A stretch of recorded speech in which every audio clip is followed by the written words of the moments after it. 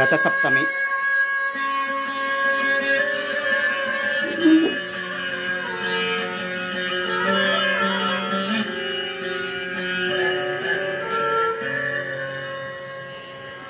अस्य श्री आदित्य हृदय स्तोत्र महामन्त्रस्य अगस्त्यो भगवान् ऋषिः अनुष्ठुप् छन्दः श्री सूर्यनारायणो देवता निरस्ता शेष विघ्नतया सर्वत्र जय सिद्ध्यर्थे जपे विनियोगः ध्यानं जयति जयति सूर्यः सप्तलोकैकदीपः किरणवृदिततापः सर्वदुःखस्य हर्ता अरुणकिरणगम्यश्चादिरादित्यमूर्तिः परम परम दिव्यं भास्करं तं नमामि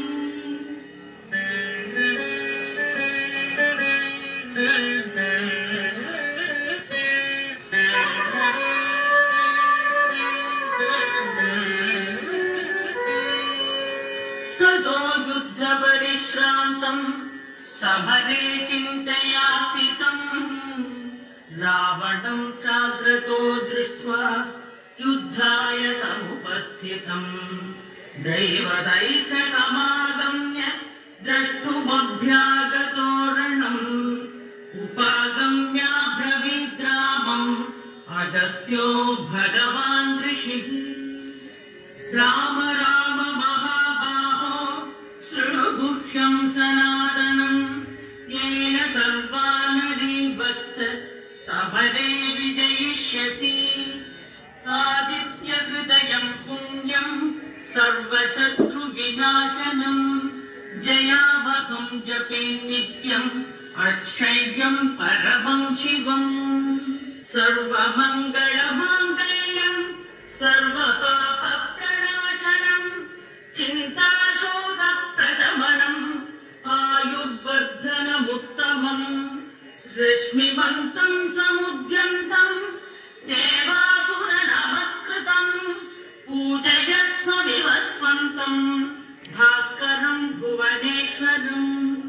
सर्वदेवात्मको ह्येषस्तेजस्वी रश्मिभावनः एष देवासुरगणान् लोकान् पातितभस्त्रिभिः एष ब्रह्मा च विष्णुश्च शिवस्कन्दः प्रजापतिः महेन्द्रो धनदत्कालो यमः सोमो ह्यपम्पतिः पितरो वसवः साध्या ह्यश्विनौ मरुतो मनुः वायुर्वह्निः प्रजाप्राणः ऋतुकर्ता प्रभाकरः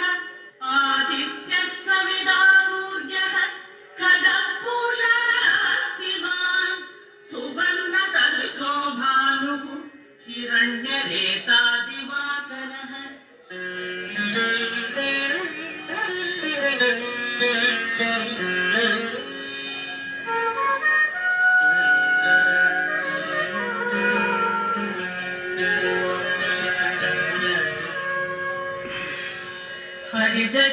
हरिदस्वसहस्राक्षिः सप्तसप्तिर्वरीशिवान् तिमिरोन्मदनः शम्भुः त्वष्टा मार्ताण्ड अंशुमान् हिरण्यगर्भः शिशिरः तपनो भास्करो रविः अग्निगर्भोदिते पुत्रः शङ्कः शिशिरनाशनः व्योमनाथस्तमो भेदी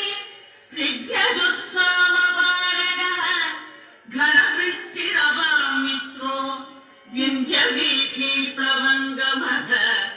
आतपी मण्डली मृत्युः पिङ्गलः सर्वतापनः कविर्विश्वो महातेजाः रक्तः सर्वभवोद्भवः आतपी मण्डली मृत्युः पिङ्गलः सर्वतापनः कविर्विश्वो महातेजाः रक्तः सर्वभवोद्भवः नक्षत्रग्रहताराणाम् अधिपो विश्वभावनः तेजसामपि तेजस्वी द्वादशात्मन्नमोऽस्तु ते नमः पूर्वाय गिरये पश्चिमायाद्रये नमः ज्योतिर्गणानां पतये दिनाधिपतये नमः जयाय जयभद्राय हर्यश्वाय नमो नमः नमो नमः सहस्रांशो आदित्याय नमो नमः नमः उग्राय वीराय सारङ्गाय नमो नमः नमः पद्मप्रबोधाय मार्ताण्डाय नमो नमः ब्रह्मेशानाच्युतेशाय सूर्यायादित्यवर्चसे भास्वते सर्वभक्षाय रौद्राय वपुषे नमः तमोघ्नाय हिमघ्नाय शत्रुघ्नाय विदात्मने कृतघ्नघ्नाय देवाय ज्योतिषां पतये नमः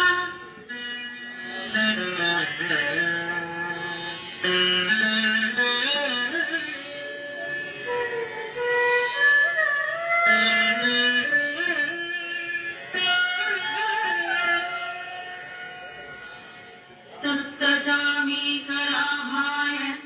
वह्नये विश्वकर्मणे नमस्तमोऽपि विघ्नाय रुचये लोकसाक्षिणे नाशयत्येष वैभूतं तथैव सृजति प्रभुः पायत्येष तपत्येष वर्षत्येष गवस्थिभिः एष सुप्तेषु जागर्ति भूतेषु परिधिष्ठितः एष एवाग्निहोत्रं च फलं चैवाग्निहोत्रिणाम् वेदाश्च क्रतवश्चैव क्रतूनां फलमेव च यानि कृत्यानि लोकेषु सर्व एष रविप्रभुः येन वापस्सु कृच्छ्रेषु काकारेषु भयेषु च कीर्तयन् पुरुषः कश्चित् नावसीदति राघव पूजयस्वैरमेकाग्रः देवदेवं जगत्पतिम् एतत्त्रिगुणितं जप्त्वा युद्धेषु विजयिष्यसि अस्मिन् क्षणे महाबाहो रावणं त्वं वधिष्यसि एवमुक्त्वा तथागस्त्यो जगाम च यथागतम् एतच्छ्रुत्वा महातेजा नष्टशोको भवत्तदा धारयामास सुप्रीतो राघव प्रयतात्मवान् आदित्यं प्रेक्ष्य जप्त्वा तु परं हर्षमवाप्तवान् त्रिराचम्य शुचिर्भूत्वा धनुरादाय वीर्यवान् रावणं प्रेक्ष्य पृष्ठात्मा युद्धाय समुपागमत् सर्वयत्नेन महता वधे तस्य धृतो भवत् अथरविरवतन्निरीक्ष्य रामं मुदितमनः परमं प्रहृष्यमाणः निशिचर